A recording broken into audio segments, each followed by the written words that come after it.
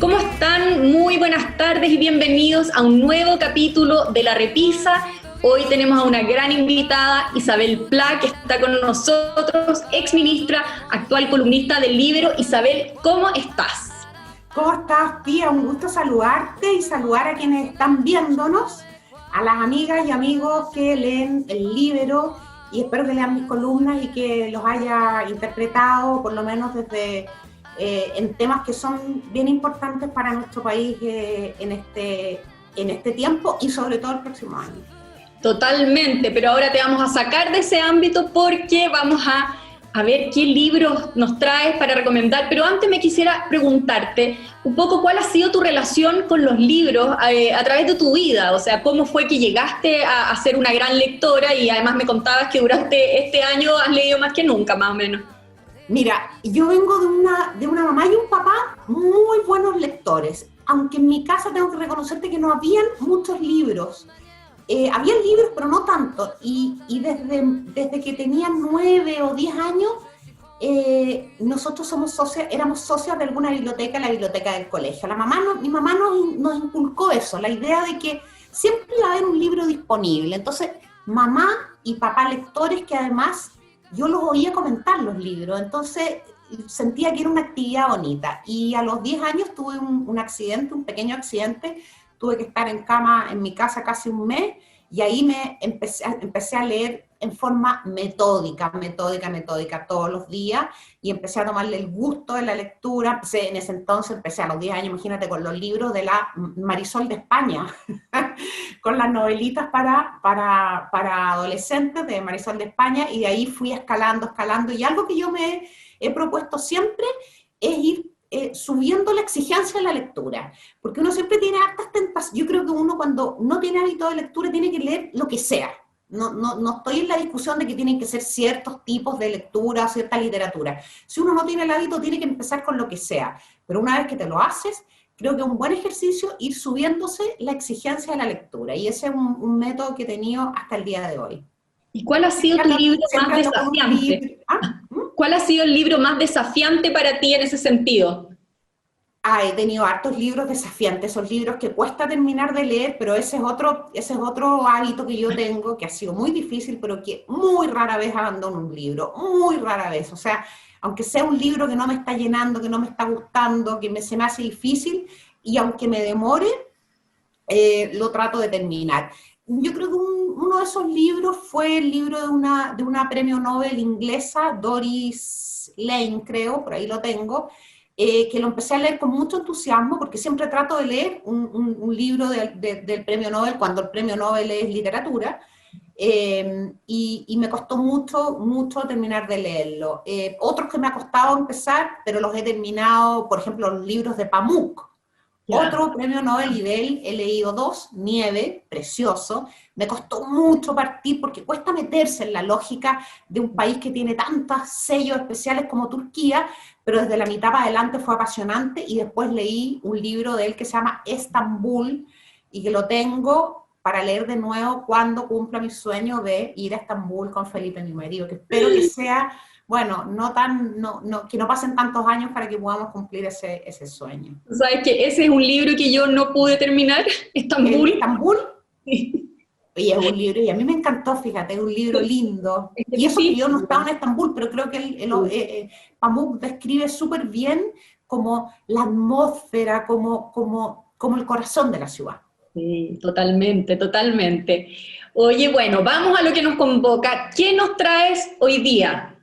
¿Qué recomendación de este libro? Yo tengo 4 libros, a mí me gusta la política, vivo en la política, así que inconscientemente tendí a hacer una selección de 4 libros, que son los libros que tengo en la casa, porque yo soy socia de la biblioteca de Las Condes. Entonces hay muchos libros que he leído que me han fascinado, pero no son míos, están en la biblioteca, si no los podía tener ahora, pero inconscientemente mi selección es política. Y voy a partir con una novela biográfica, Lioba, del argentino Marcos Aguini, que casualmente lo vi anoche en una estupenda entrevista en el canal La Nación TV, estupenda entrevista, y esta es una novela biográfica de León Trotsky, extraordinaria desde mi punto de vista, desde su infancia, su juventud y hasta los inicios de la Revolución Rusa, en el año 1917. Hasta ahí llega, por lo tanto, un muy buen libro para complementar con otro libro que me gustó mucho, que es El hombre que amaba a los perros, del cubano Padura,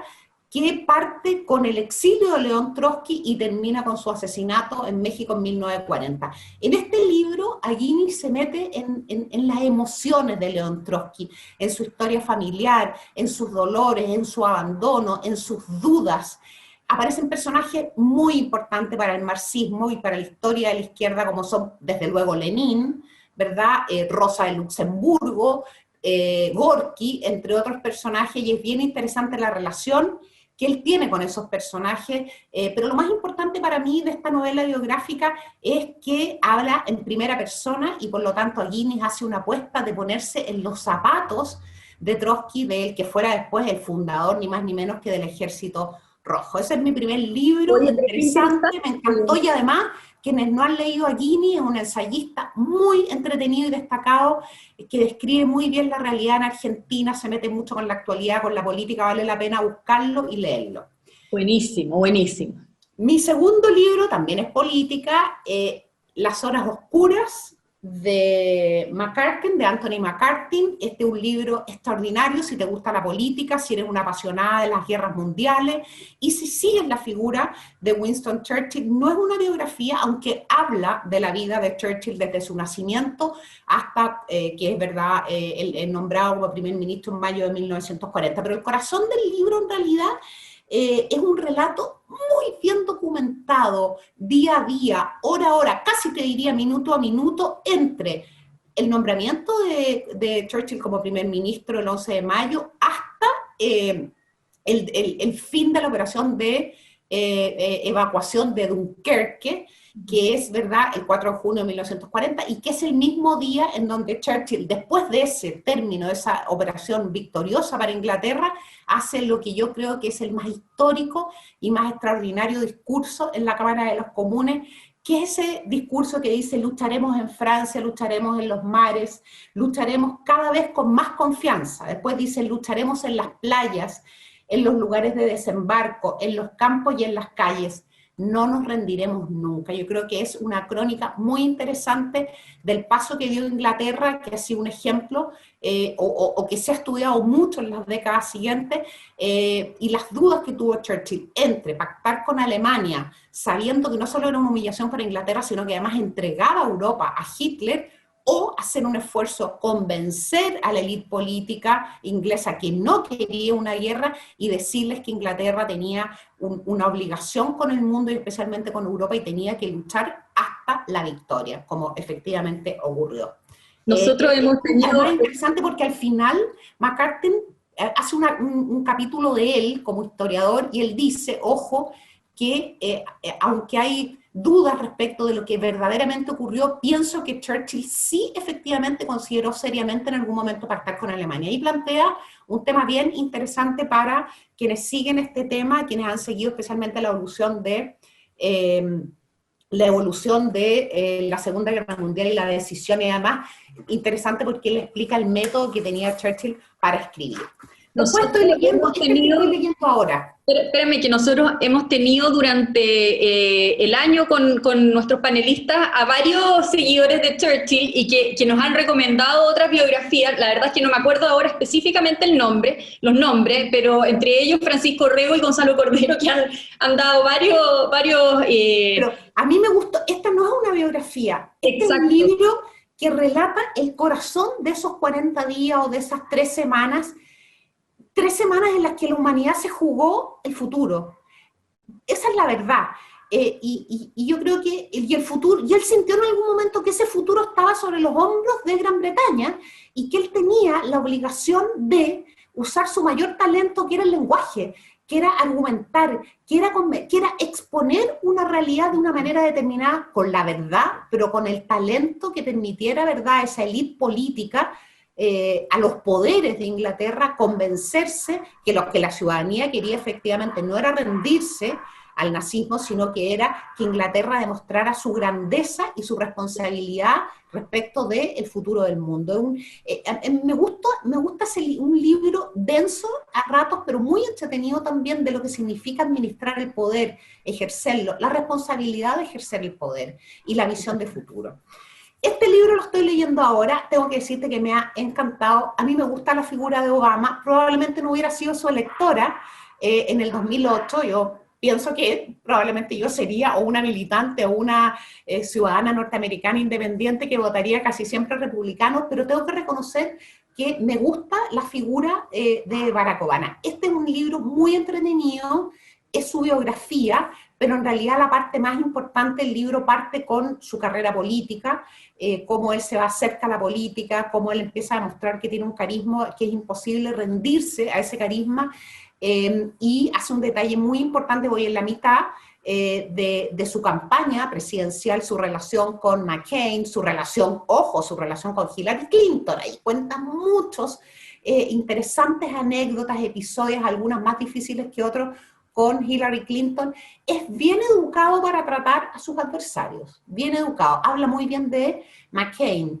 Y hay un episodio muy importante, que es cómo el presidente Bush convoca a McCain y a Obama en plena campaña presidencial para que ordenaran en la Casa Blanca a sus bancadas parlamentarias, ¿verdad?, para que aprobaran un proyecto de ley que era muy impopular en el 2008, que era el rescate multimillonario del fisco norteamericano para salvar la crisis subprime. Y era un proyecto impopular porque, bueno, los norteamericanos decían, ¿por qué nosotros con nuestros impuestos tenemos que ir a salvar a instituciones que tomaron decisiones irresponsables? Un libro entretenido, está muy bien escrito. Tengo que decir que no, en castellano, me ha gustado más que la biografía de Michelle Obama, y es un libro también interesante para quienes nos gusta la política, y otra cosa que tiene, que demuestra que en Estados Unidos, a pesar de ser un país desarrollado, en Estados Unidos hay exactamente casi los mismos problemas que en Chile, que estamos planteando nosotros hoy día, los problemas de la desigualdad, del acceso a la salud, la calidad de la educación es un gran tema, si tener colegios especiales para niños con talento o propender a un sistema más igualitario, y el gran dolor de Estados Unidos, y uno entiende cuando lee este libro por qué es un dolor que va a tardar mucho en sanar, ¿verdad?, que es la grieta racial. Un entretenido libro que hay que leerlo comprendiendo que él habla desde sus pies como un demócrata, como un militante del Partido Demócrata, pero interesante también ver cómo se configuran las campañas presidenciales en Estados Unidos, ¿ya? Entre otras cosas, por ejemplo, un detalle, él ya cuando va ganando la primaria y ya ha recaudado muchos recursos, entonces ellos arriendan un charter, un avión que es para ellos, algo que nosotros aquí en Chile no estamos tan acostumbrados, ¿verdad? Los presidentes de la República viajan en un avión del Estado de Chile, no estamos acostumbrados a que los candidatos viajen en avión propio, en avión arrendado. Después, y para finalizar, tengo este libro, que es un libro, no sé si se alcanza a ver ahí. Sí. Este ha sido un gran descubrimiento para mí. Jordan Peterson, que es un profesor de psicología en la Universidad de Toronto. Probablemente varios de ustedes ya lo han leído. Pía, si no lo has leído, te lo recomiendo. No lo he leído. Este libro yo lo encontré en una lista de libros más vendidos del 2019. No me acuerdo si Planeta Libro, una de esas páginas que yo consulto siempre. Y fui a una librería y lo encontré el año pasado y lo leí. Me he hecho seguidora de Peterson. Este no es un libro de autoayuda, para nada. Pareciera eso, por eso me llamaba la atención. Es un título mal puesto porque no es autoayuda. Este es un libro en el cual, a través de estas 12 reglas, Peterson llama primero a cuestionar un montón de correcciones que se han ido instalando especialmente en la última década, y a exponer el contraste de vivir tratando de evitar el dolor, de evitar los problemas, tratando de evitar el conflicto, o enfrentarlos con coraje, habla mucho del orden de la estructura social, habla mucho de la responsabilidad, habla mucho de la responsabilidad individual. Algunas cosas que hoy día son casi incorrectas, cuando uno le dice, por ejemplo, a las personas que tenemos que cuidarnos para no contagiarnos y para ayudar a parar el COVID, la gente como que se ofende cuando les hablas de responsabilidad individual. Bueno, Peterson se mete con todo eso, habla un poco de cierto feminismo, también se mete con el feminismo. Mira, es un libro interesante. Es un libro que yo creo que también es entretenido, ojalá que lo lean otros amigos o la familia y después se comenten. Yo me he hecho seguidora de él, tiene varias conferencias publicadas en YouTube y en otras plataformas, y es básicamente un intelectual, por lo demás, muy influyente en Canadá y en Estados Unidos, pero sobre todo un provocador, desde mi perspectiva, muy, muy inteligente. Así que este es un libro que yo he comprado varias veces para regalar.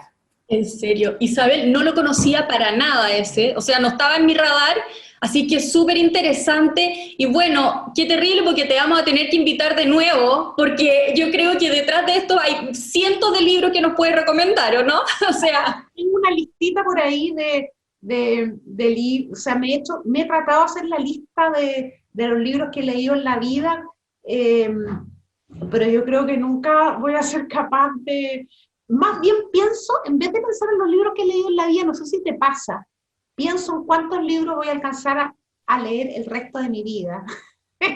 Pienso más bien en eso y leer para mí es un placer que necesita en todo caso cierta disciplina para tener el hábito de lectura y por otra parte, algo que yo les recomiendo, ir haciéndose mayores exigencias cada vez más, porque de esa manera también uno empieza a leer mejor. Mira, hay una anécdota muy interesante que desde que lo leí no se me ha olvidado. ¿Tú sabías que Catalina la Grande tuvo una relación epistolar con Voltaire? Por muchos años, décadas, 20, 30 años, yo no lo sabía, y en una biografía de Catalina la Grande me encuentro con esta relación epistolar. Y que nunca lo conoció, nunca se conocieron en persona, se conocieron solo por carta. Y Voltaire, y ella en una carta le dice, estoy leyendo mucho, como usted me ha dicho, leo mucho, leo todo lo que puedo, porque de esa manera suplo, porque Catalina la Grande, verdad, había asumido responsabilidades importantes siendo muy joven, y en ese entonces las mujeres, todos lo sabemos, no tenían acceso a los niveles de educación que tenían los hombres, por lo tanto ella asumiendo esta responsabilidad entendió que tenía que prepararse más. Y Voltaire le manda de vuelta, le responde, le dice, está muy bien que lea, su majestad, pero ojo con lo que está leyendo. No da lo mismo leer todo. Es importante orientar las lecturas, dice. Yo siempre me he quedado con esa recomendación que le hizo Voltaire a Catalina la Grande. Cada vez que tomo un libro, digo, este libro, ¿para dónde va? Este libro me ayuda a lo que yo estoy buscando, y de esa manera también tener un filtro en la selección de las lecturas. Totalmente. Y lo otro es tener buenos mentores o buena gente que te pueda recomendar buenos libros. Yo tengo una persona a la que yo consulto mucho el libro, Gonzalo Blumel. Gonzalo Blumel es un gran lector, gran lector. Le gusta mucho la literatura, es un gran lector de literatura, le gusta mucho la filosofía, por supuesto, la política y la economía. Gonzalo es una persona que yo le consulto harto qué cosas leer, y él también a mí, y yo le hago harto caso a Gonzalo, porque él es un lector que orienta sus lecturas. Desde mi punto de vista la orienta bien. Qué bueno. Última pregunta, Isabel, para no quitarte más tiempo.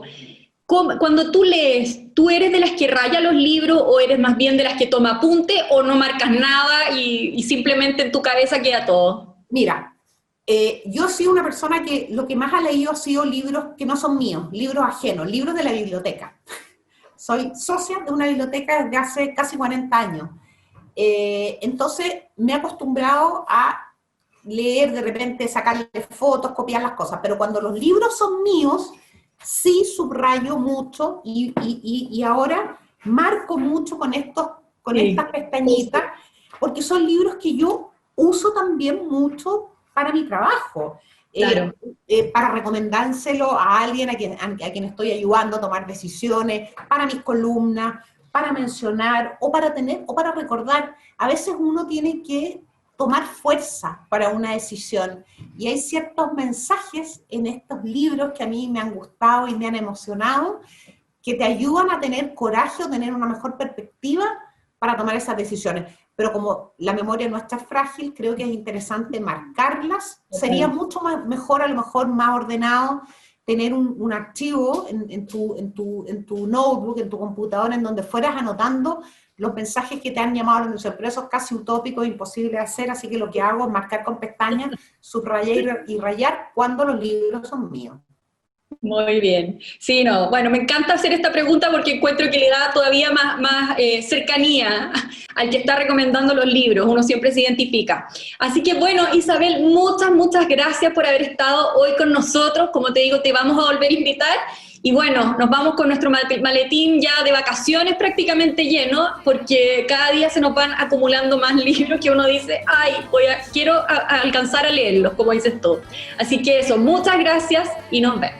Muchas gracias, Pía, y un cariño a todos quienes estuvieron viendo este programa. Y buena lectura.